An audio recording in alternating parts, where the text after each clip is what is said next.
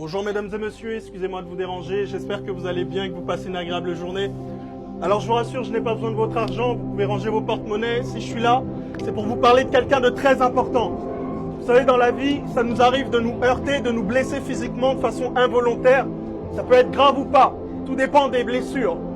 Mais les blessures graves, elles nous handicapent. Elles nous rendent incapables d'être à 100% de nos capacités. Et là, je parle des douleurs physiques, des blessures physiques. Mais à part les douleurs physiques, il y a des blessures de l'âme, les blessures du cœur.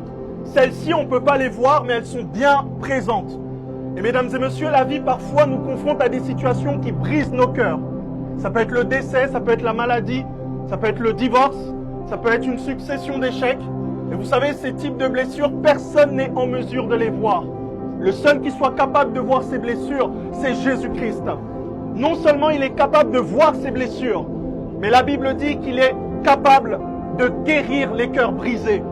Mesdames et messieurs, à une certaine période de ma vie, mon cœur était en 1000 morceaux.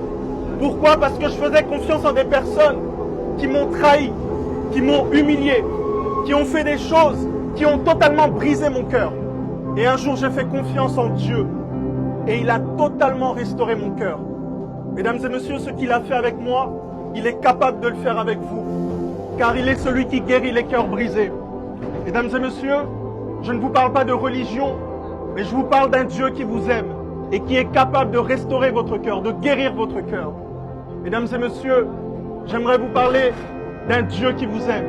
La Bible dit que Dieu a tant aimé le monde qu'il a donné son Fils unique, afin que quiconque croit en lui ne périsse point, mais qu'il ait la vie éternelle.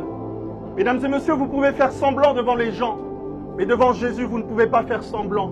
Au-delà de l'apparence que vous pouvez montrer, il est capable de voir un cœur qui est brisé. Mesdames et messieurs, Jésus-Christ vous aime. Peu importe qui vous êtes, peu importe ce que vous faites dans la vie, Jésus-Christ vous aime. Voilà, c'était mon message d'aujourd'hui, mesdames et messieurs. Excusez-moi encore si je vous ai dérangé et je vous souhaite une excellente journée.